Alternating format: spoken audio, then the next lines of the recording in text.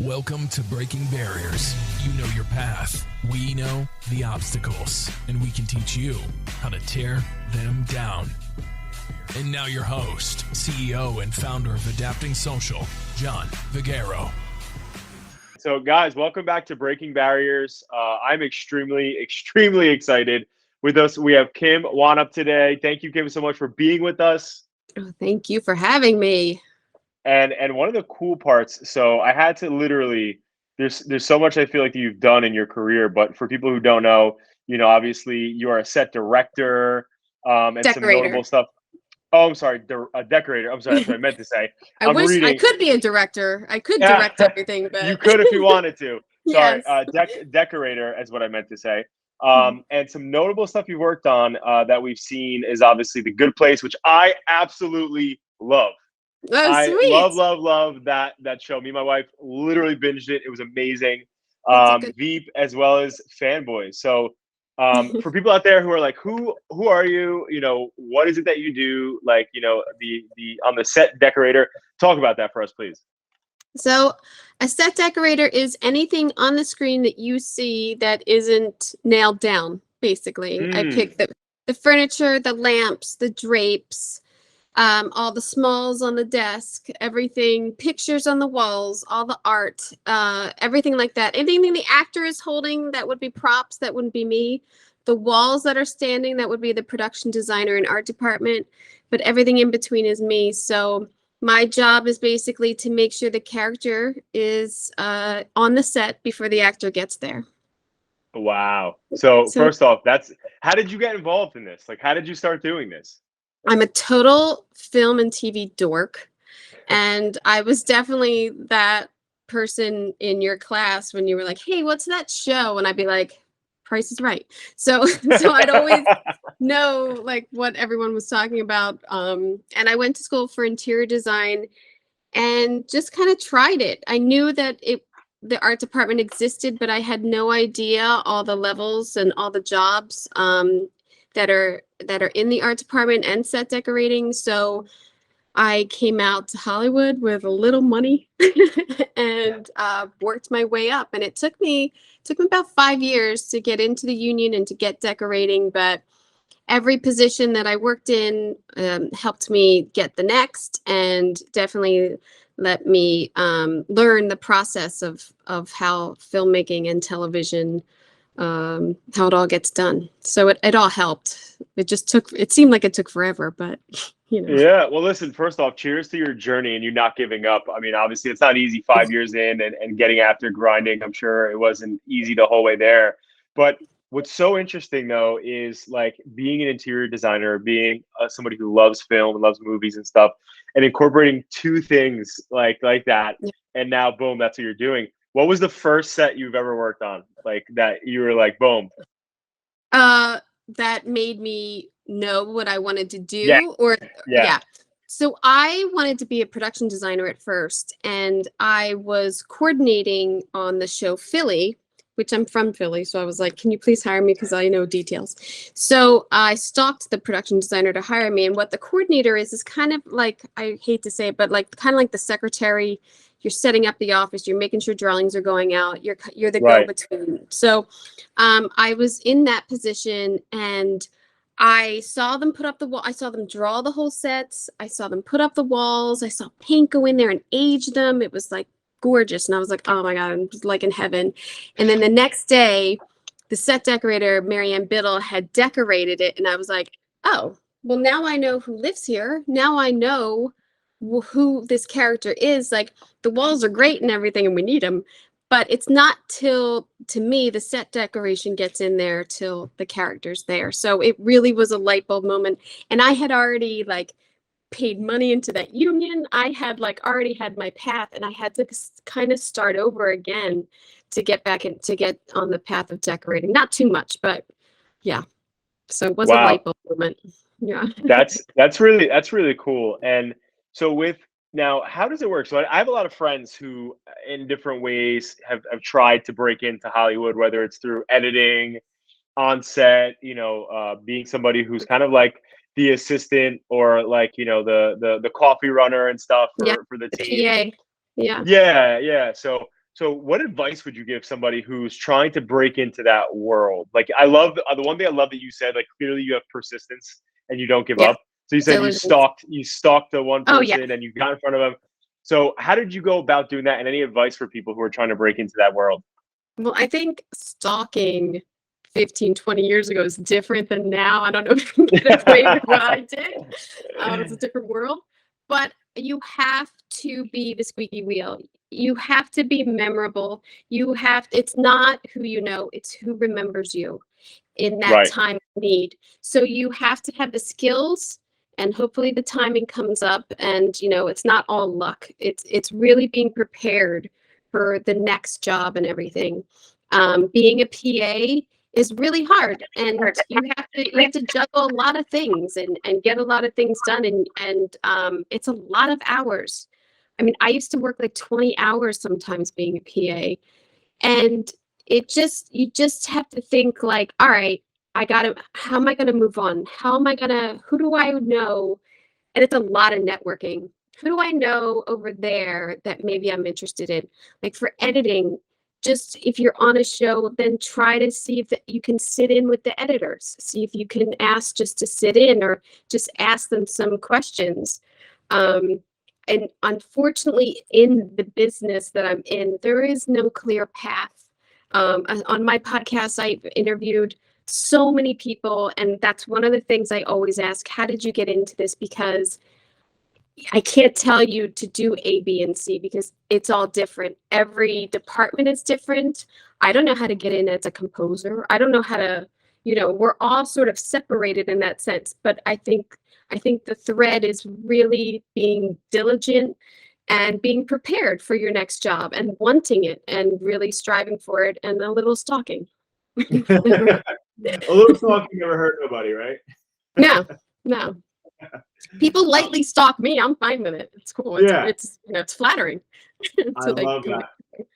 I love that. And so so some of the questions we got to ask you from some of our followers and fans. So one we have here is, so what was like your biggest starstruck moment, and do you still have them? The biggest starstruck moment I ever had was meeting Brad Pitt. Hands down. And I was only in LA like 8 months, and I was working at an interior design firm, and I went to a showroom, and he was there picking out fabric with, I'm assuming, his designer. And then I asked for his autograph, which is the only autograph I've ever asked for. And then like a half hour later, I had to go to a different showroom, and I was there, and he walked in, and I said, "Are you following me?" And then he didn't answer, and like made a beeline for this. So I was like, "Oh my God, he thinks I'm stuck." I thought it was funny.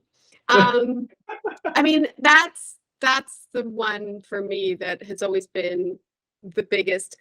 It used to be like you'd see people, like I've seen actors next to me in a parking lot, like eating a sandwich. Like I have over the years, you just kind of forget. But there's always like, if my mom really likes someone, I'll be like, oh my God, I just saw Kevin Costner. Like, Oh my goodness. So yeah. So that's cool. And now, do you find yourself, because obviously I'm sure when you're working and doing what you do best, like you run into people like this. Now, do they ever express like, oh, I hate when people approach me, or I hate when that happens in public? Like, you ever get that sort of feedback from them? Well, there's definitely stories I know of where you're not allowed to make eye contact with certain actors. Wow.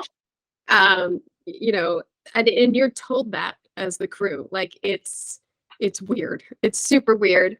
And I don't know, maybe that's just their process. They need to be tunnelized. They need to be, I don't know. I don't know the reasoning for that. And you hope it's not what you think it is. But, right. There's definitely people that you're aware of that, oh, I'm so glad I don't work on that show because I don't want that actor's input. So, right. Yeah. Wow. Things like that. I used to think, God, I should be up there with the actors and ask them, like, what do you think of this chair? Where, it's your character. It's your, right. Would they really have this? And I fished my wish once, and didn't go well. So I've learned never to really ask the actors what they think. Just go right for it. Yeah, and then, if they say like, which they usually don't, they're so caught up in like their lines and the scene and with the director and lighting, you know, our job is to, invoke the feeling of the scene or the character in the room. So our job is usually really appreciated when we get there, and it's really nice to hear, you know, when actors sit down and they open up the drawer and I've put in, special pencils in there or written Post-its for them and everything. So it really helps them, I think, get into their character for the scene too. And that's the job. That's amazing. Yeah. Another question we have, let's see, is, okay, sorry, we have a couple here. Which one would be better here? Have you ever, okay, do you have like a most proud set that you've created, worked on, that like you think about even today where you're like, wow, like that was my favorite? I really fell in love with doing the White House on Veep. And again, I just did the show Impeachment, the impeachment of Bill Clinton, American Crime Story. And so I know it's so dumb, really, because as decorators are like, oh, you're doing the White House. Oh, fun. You know what I mean? Because it's kind of the same furnishings, but through different decades. And to me, that's like crazy that these beautiful pieces of furniture can be reused for each administration, and then each administration has a different look. So I really enjoy doing it. One of the things too is you have to do a lot of research, and you're trying to get the right clock on the mantle and right things like that. So for me on Veep, we did the green room of the White House, and I had a week to do it. And I'm really proud of my whole crew and myself of just being resourceful and utilizing. And I mean, I even got like almost the perfect dishes to put in the cabinet. Like we really just did an amazing job on that green room. So I always think of that as like one of my favorite sets. That's amazing. And honestly, I've always wanted to go to the White House. So when you're building it at the end of it, like, boom, look at you, like you did it. I know. And our Oval Office was only off by like 6 inches. Like it was pretty legit. Wow. Like everything that we did on Veep was like really legit. So, and on impeachment, I mean, a lot of times shows are impeded by the stage space and everything, but a lot of hallways, a lot of little offices, the Roosevelt Room, and I've never been to the White House on Veep. They took the designer one season and the writers, and I was like, well, if anybody should go, it should be me. Hello. Hello, I'll take a free trip to the White House. It'd be awesome. Yeah. But I've never been there. But I'm not lying. I've spent almost the last like 6 years studying the White House. So wow. Pretty good on every detail, because in your role, details are everything, right? Yeah. Details, the pens that they use, the artwork, the framing, the lampshades. I mean, it's all, it all builds to the character of the room. So I love, and before we started this podcast, obviously I noticed your background wallpaper, and I was like, wow, that's awesome. So like one of the questions that we had here too is, do you find yourself like over decorating your own like personal space in your house, in your home? Like, is it decorated like crazy to the nines because like this is what you do, or do you find yourself being here's the thing. We moved a year ago, and we did a lot of wallpaper. And for anyone just trying to make like an easy move, do some wallpaper, because it takes the pressure off of like getting your art up or anything. And I really didn't put up artwork or anything on wall. Like there's nothing on this wall back here. There should be. I didn't put up anything for almost a year. I kind of enjoyed the wallpaper and the white, nice walls, because my whole day is putting art up, or you know what I mean? Like my whole day is decorating. So I also think like, oh, I got it right the first time. I don't have to redo it. So it would take a lot of money to keep doing it. I don't have the kind of budget that I have on TV shows. So It's kind of the opposite sometimes, where I've been to decorators' houses and it's like minimalist, and you've been to other people's houses and they're hoarders. So it's a lot. It's a big swing there for people. I think I'm in the middle.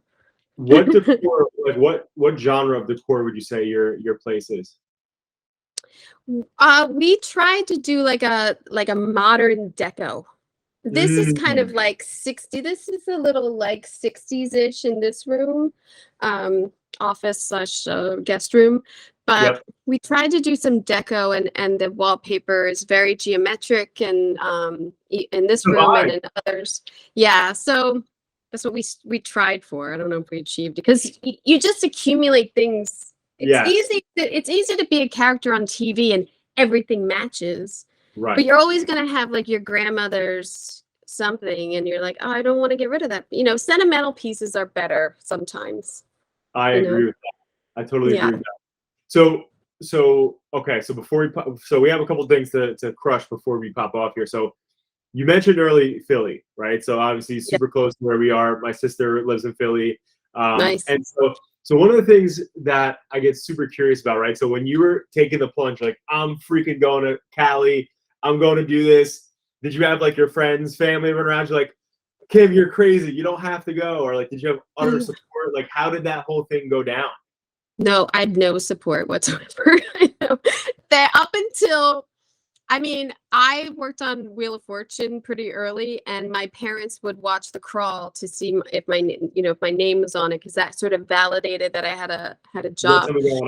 But seriously, for like at least 10 years, they'd be like, are you ready to come home now? Like, are you done out there?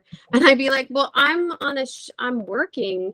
I think I had an illusion that I sold them to, is like, all I need to do is get into the union, and then like once I'm established, I can come back. But it doesn't really work that way, because it's a different union. So I'd have to redo it. But also, there's more out here than anywhere else. I mean, there's a lot of production in Atlanta, New Orleans, Albuquerque. Pittsburgh is usually kind of busy. Boston's busy right now, but always New York. But I think at the time, because I convinced my best friend, because she wanted to act, and I was here a year before her, and she said, what do you think? Should I come to LA? I said, well, there's 7 shows shooting in New York right now, and there's 70 in LA. So you do that. Your odds are better out here. So, but no, I mean, supportive of like, I love you and everything. They were great. But as far as like, no, it's kind of a joke, are you done playing around out there? That held on for a long time. Wow. And do you ever have any plans to come back to the East Coast, or are you happy you're staying there, you're never coming back? No, I visit. It's nice. Like you cannot beat the weather here. There is never an excuse not to do something because of the weather. I don't even remember. I have no idea last time it rained. It's amazing. But I miss the people. I miss the vibe. I miss Philadelphia. I was in college in the city, and it's such a great city to be a part of. It's such like a little New York, and the food's great. So I do miss my family, and I usually come home like twice a year. Okay, so you do come back pretty often. That's cool. Yeah. I have a buddy out there, and I think he's been out there for about 4 or 5 years now. But him and his wife took the big plunge. She supported his dreams to go out there and go do editing, and now he's doing some pretty big shows and stuff. But it's like taking that jump and taking that risk to leave your friends and family behind. That's not easy. But boom, now you're out there, you're situated, you're in the union, you're making moves. So congrats on that. That's really cool, Kim. Oh, thanks. Editing is good. He can work a lot non-union too. I mean, once he gets like, editing's a real like a broad spectrum of what you can do, and a lot of times you can work from home. I have 2 friends who are editors, and they work from home. So as long as you know Avid or whatever they're doing, and you have the connections, you don't have to be union. And sometimes you make more money not being union, but you don't get the health care. So it's like, balance. Yeah. So you want to be healthy or not? need your health. Yeah. So talk to us about the Decorating Pages podcast. So how long have you been doing this? What is it about? Who comes on? What's the gist there? I started it 5 years ago, but I started it and I, like a month later, was pregnant with twins. And so Congrats! thanks. And I was starting the last season of Veep. And so I did like 5 episodes, and then I was like, my head's gonna explode. I can't really I can't handle this.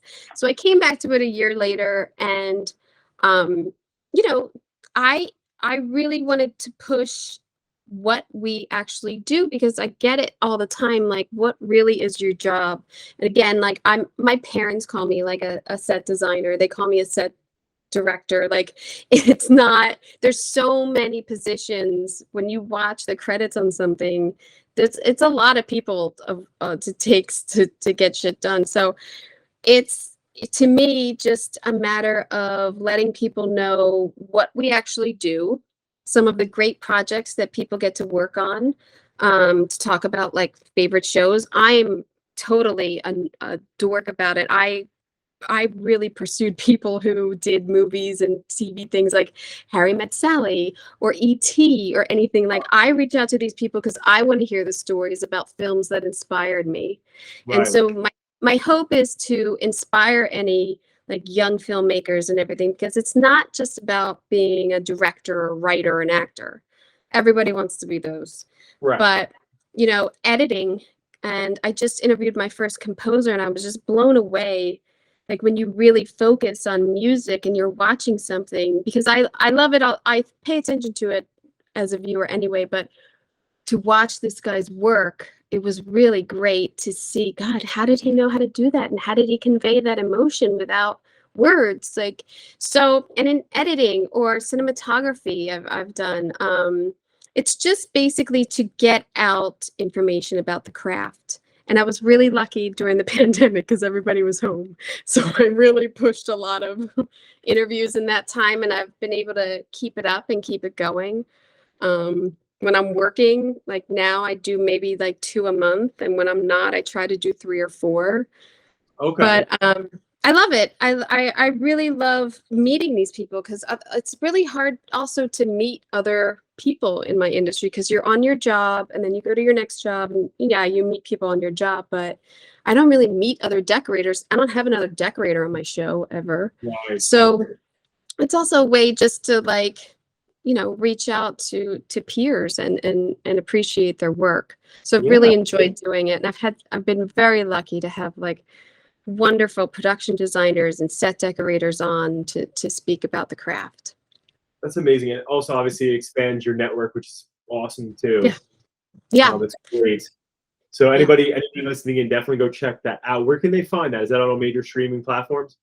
Hopefully all of them. I've done it right. I don't know. I'm the only one I don't know. Like, I edit it. I don't know. I know it's on Apple. I know That's that. the important one. It's on my website. No, actually, if you go to my website, it has the tree link of all the podcastings that I'm on. So that's also easy. Okay, cool. And where can they find you for that? Where's the website address? I'm at decoratingpagespodcast.com. Cool. Awesome. Okay, cool. So now we get down to the last 2 questions. So this is very impromptu. And ready. This is where we get deep here. Okay. I'm in. So let's do it. So, okay. So do you want to go with the hard question first or the easy one first? Hard. All right. Right to it. So one of the things that we love to do, so a lot of times on this podcast, which you've done so well at exposing and putting out there, you're just a great example of, working hard, not giving up on your dream, being persistent, making the right contacts. And so one of the things that we push out here for people that are listening in that are entrepreneurial or are looking for drive or motivation or some sort of education, the biggest thing with breaking barriers is we want to show people how to get out of your own way through other people's experiences, right? Sometimes it helps push you along a little bit better. But one of the things that I like to do, I started doing this probably like 2 years ago, was I remembered, I didn't go to college. I started adapting social my agency out of high school. And my last high school project that I will never forget, it's like burned in my skull, is literally this project where my history teacher goes, all right, we're going to reverse engineer what most people do in life, which is we're looking from your feet and where you are on the ground today to where you want to become, the mother you want to be, the professional you want to be, so on and so forth, right? So he said, A lot of times we think onward, and it's very few far between that we look actually backwards at our legacy from that place backwards. So one of the questions that we ask here is, if you were to be producing the content on your gravestone, which is the one thing that surpasses us forever on this planet, what would that read? You know, there's things like loving mother, you know, a hard worker, this, that, whatever. Like, what would that read? Because again, you're reverse engineering where you want to be who you want to be seen as, all that great stuff from a high level, backwards. So if you were to write that today, knowing who you want to be, right, what would that say? Nailed it. she came and she conquered. Nailed it. I don't know. I don't.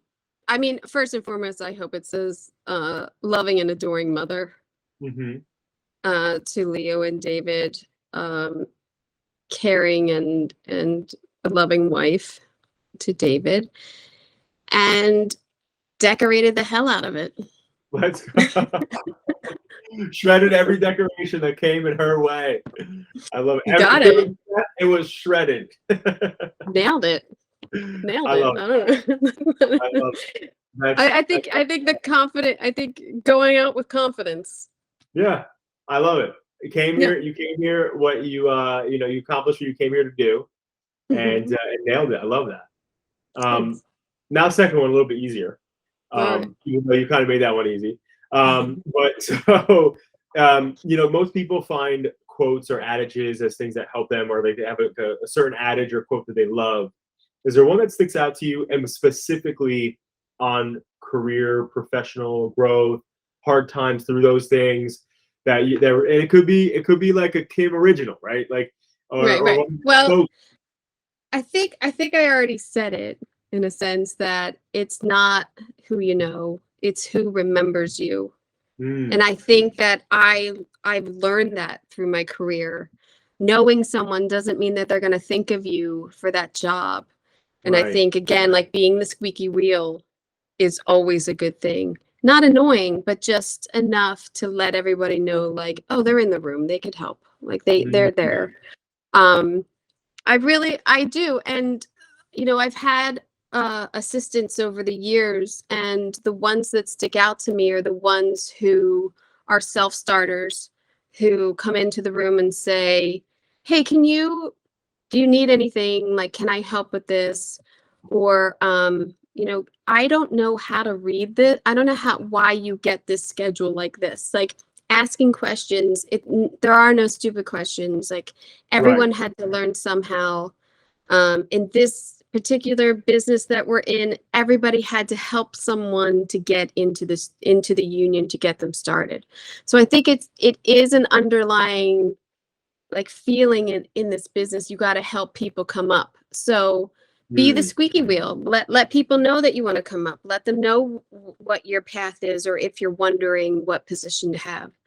So I would think be memorable and be squeaky.